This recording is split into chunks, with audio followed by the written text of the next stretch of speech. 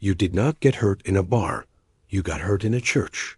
And that is why this pain feels confusing, heavy, and strangely close to your faith. You expected church to be safest place, but gossip, control, or betrayal cut you deeply. So now Christian words can trigger memories that tighten your chest and fog mind. Church hurt feels worse because it mixes God language with human failure. So the enemy whispers, if leaders rejected you, maybe God has too, and your trust crumbles inside. At first you thought, I will just forgive and move on. But under surface, your heart quietly built walls, vows, and suspicions, and the enemy saw a doorway forming through that wound. Satan hates the church because Jesus calls it his bride. If he can wound you there, he hopes you will disconnect from body of Christ and slowly disconnect from head himself. Hebrews 12:15 warns about a root of bitterness that defiles many. Church hurt becomes that root when pain moves from event into identity, shaping how you see God and people. The enemy uses church wounds to rewrite your story. Instead of I am the loved child, you start repeating, I am church reject, never enough, safer alone, better without Christians in life. One doorway opens through inner vows. After hurt you say, I will never trust leaders again. I will never join a church again. And those sentences quietly become chains around heart. Those vows feel protective, but spiritually they agree with enemy plan to isolate you. Proverbs 18:1 says whoever isolates seeks his own desire and rages against sound wisdom, hurting themselves. Another doorway is offense.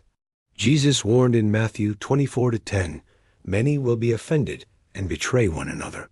When offense hardens, demons of division, suspicion, and rejection find comfortable home within. You start hearing sermons through filter of hurt, assuming every correction is attack, every boundary is control, every distance is rejection. Even when people honestly trying to love you well, the enemy also weaponizes memory. He replays scenes of humiliation, harsh words, or hypocrisy, then adds commentary, the church is fake, no one is safe. God let this happen deliberately. Slowly you shift from hating what happened to hating whole church, even worldwide body. This bitterness blocks Holy Spirit flow because you cannot despise Christ's bride without wounding your own spirit.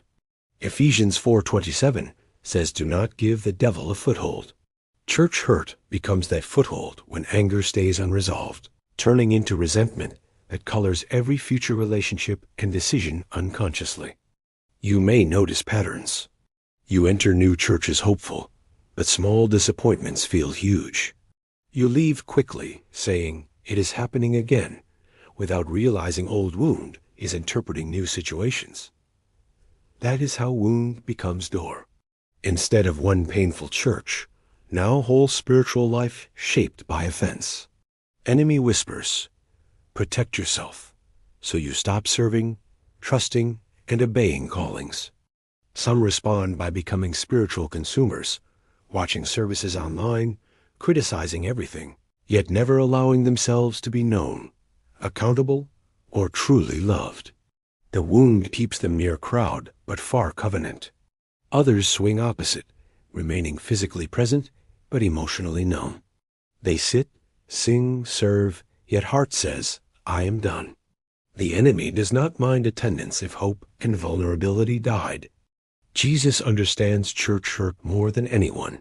He was betrayed by disciple, denied by leader, abandoned by friends, condemned by religious council, yet he never allowed their failure redefine Father heart. Hebrews 4:15 says we have high priest who sympathizes with weaknesses. When you bring church pain to him, you meet someone who was wounded in house of his friends. Zechariah 13:6.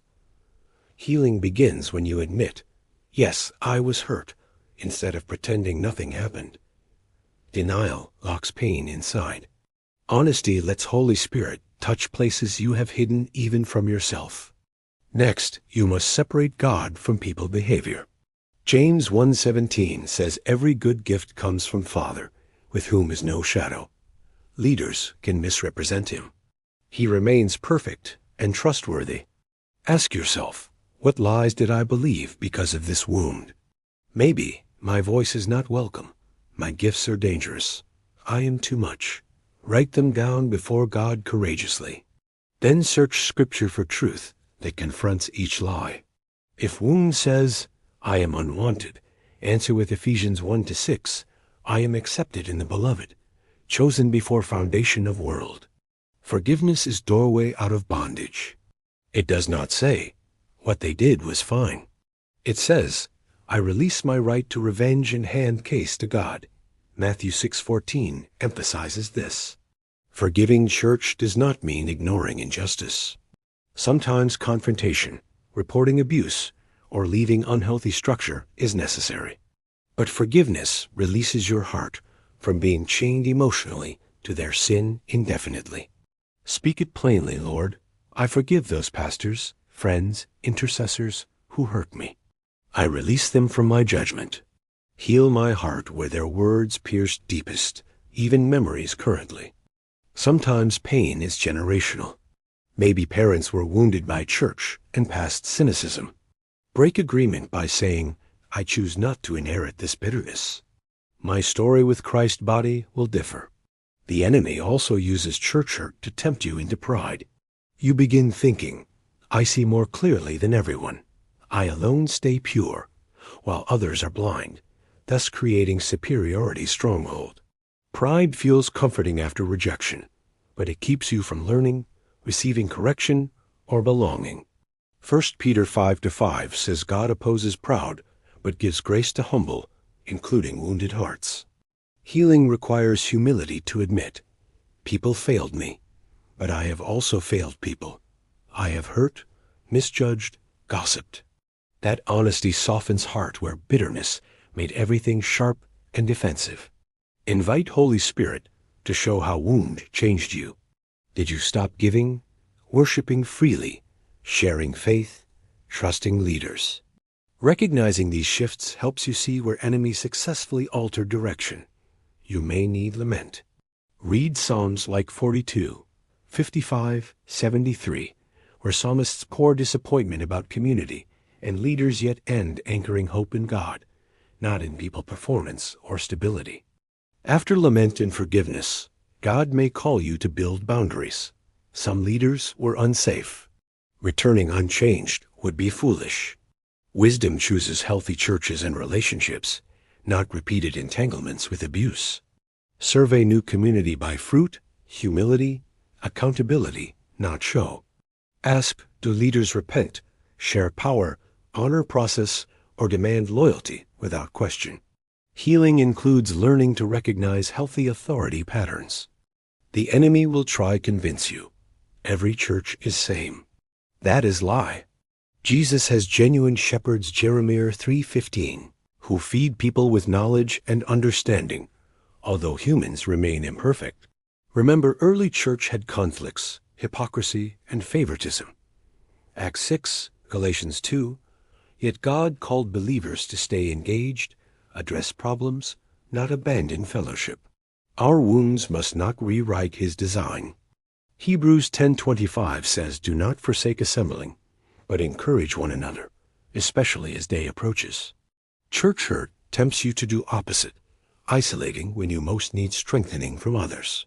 Sometimes healing starts outside formal building, with small group or two trusted believers who help you rediscover safety. Jesus promised wherever 2 or 3 gather in his name, he present. As you heal, share story carefully. Your testimony can free others, but avoid rehearsing pain endlessly. Keep focus on what God is doing now, not just what people did before.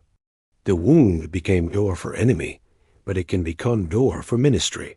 2 Corinthians 1-4 says God comforts us so we can comfort those in similar troubles later.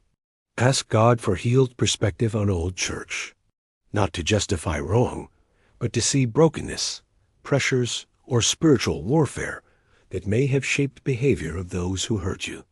This perspective helps shift prayer from cursing to interceding. Instead of saying, God, punish them, you begin praying, God, heal them, protect others, bring repentance and restoration where where possible, graciously. Some situations will never be reconciled on earth. Romans 12:18 says, "If possible, live peaceably." Sometimes it is not possible. You can still walk free internally, even without their apology. The enemy uses unanswered apology to keep you bound, saying, "Until they admit everything, you cannot move." God says, "You can move because I see everything, and I am your judge." Let Jesus' words on cross guide you, Father. Forgive them. They know not what they do. Luke 23:34. Many who hurt you were deceived, immature, or acting from unhealed wounds themselves. Yet forgiveness never means tolerating ongoing harm. If leader refuses accountability, covering sin, or twisting scripture, leaving may be active obedience. Closing doorway enemy used to inflame old pain. As you step into new seasons, notice triggers. A worship style, leadership phrase, or seating arrangement may stir anxiety. Instead of running, breathe, talk with God, and test whether situation truly unsafe. Over time, God will replace panic with discernment. You will learn difference between unhealthy control and loving authority, between conviction and condemnation, between real danger and echoes of past trauma. You may also need deliverance from spirits that entered through wound, such as rejection, bitterness, fear of man. Renounce them in Jesus' name, command them to leave, and invite Holy Spirit. Speak, in Jesus' name, I break partnership with bitterness and rejection gained through church hurt. I belong to Christ, not to those voices. Holy Spirit, fill spaces where pain once ruled. Healing from church hurt is not instant, like flipping switch. It is journey. Yet every step you take toward Jesus, community, forgiveness, and truth closes door enemy once used freely. The enemy will test your resolve. New offenses will come. Practice quick forgiveness, honest communication, and prayer, so wounds remain small. Not deep openings where darkness settles and whispers again. Celebrate small signs of restoration. Maybe you lifted hands in worship after a long time, trusted leader with prayer request, or joined team. These are victories over voice that said, "Never again." Remember, God never wastes pain. Romans 8:28 promises, He works all things for good to those who love Him. Church hurt can become a place of deepest empathy, wisdom, and authority. You may one day walk others back from quitting on God because you understand their language. Your scars become credentials held against you, now used to rescue many from similar traps. Keep eyes on Jesus, not church wounds. Hebrews 12:2 says, "Fix gaze on Him, who endured hostility from sinners." Comparing His suffering resets expectations and strengthens heart when people disappoint. Spend time remembering ways God met you even during hurt, verses that sustained, songs that comforted, unexpected friends who appeared. These memories prove He never abandoned you, though institution failed painfully. Pray blessing over old church, leaders, members. Not because feelings changed, but because your heart chooses kingdom over bitterness. Job 42:10 says God restored Job when he prayed for friends. If you are a leader carrying shame for hurting others, own it before God and people. Repent, seek counsel, allow yourself to be pastored. Your healing also shuts doors enemy exploited. Ask God, where did I project my wounds onto others? Let Him clean motives, patterns, and theology, warped by fear or pride. Renewed leaders become instruments of safe healing communities ultimately. Understand that spiritual family, like biological family, will never be perfect. But healthy families repair quickly. Look for communities that confess, apologize, and grow, not ones claiming flawlessness or control. As trust rebuilds, you may still feel fragile. That is okay.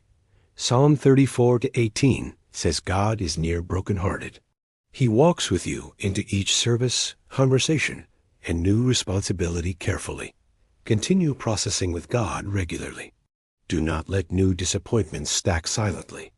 Journal, pray, talk with mentors. Make heart a place where doors are watched, not left open for intruders. Over time, you will notice your story shifting from "I was hurt by church" to "I met God deeply in my pain, and now I carry hope for others wounded deeply." Healing does not mean forgetting details. It means sting changes. You remember with wisdom, not poison. You can tell story without collapsing, because Jesus now sits in center of narrative. The wound that once served as entry for enemy can become altar where you meet God. Like Jacob in Genesis 28, you may say, "Surely Lord was here, and I knew not." From that altar, new doors open, healthy friendships, trustworthy leaders, fresh assignments. Where devil shouted, "Quit," God now whispers, "Build, love again. I will guard you while you obey." So today, bring church hurt before God. Do not carry it alone anymore. Let him turn door of pain into doorway of encounter, maturity, and authority against schemes once trapping you. Your story is not finished at the point of hurt. In Jesus, wounds can heal, doors be closed, and new ones open, leading you deeper into his body, purpose, and love.